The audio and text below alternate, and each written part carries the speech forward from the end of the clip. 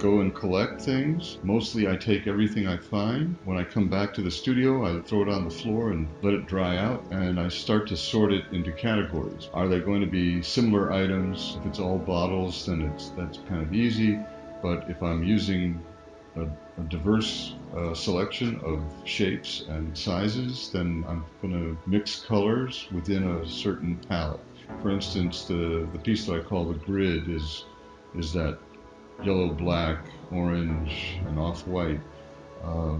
But that was done as a representation of how well plastics are made and how long they stay in the environment.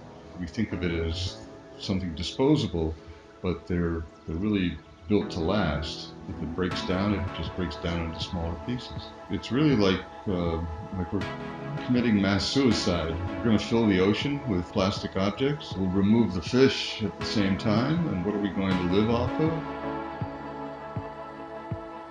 The piece is called No Vanishing Point for a couple of reasons.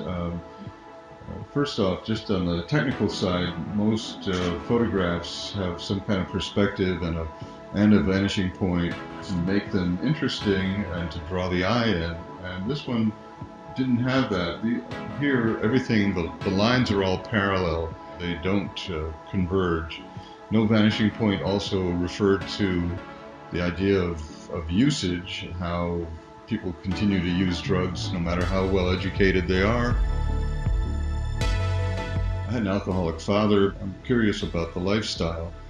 So online I find chat rooms, and I started to read about these former alcoholics who kind of reveal their secrets. And I realized that the packaging tells a story in itself. They have bottles that they call handles that have a handle on them, a half gallon.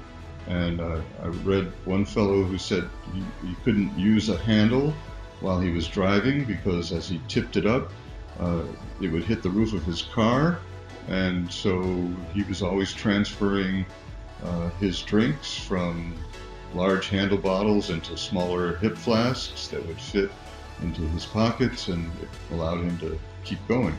In college, I studied sociology and I did photography along with writing, from party cups to toys to useful objects to abandoned objects. I realize I'm continuing in this same vein of what I studied in school.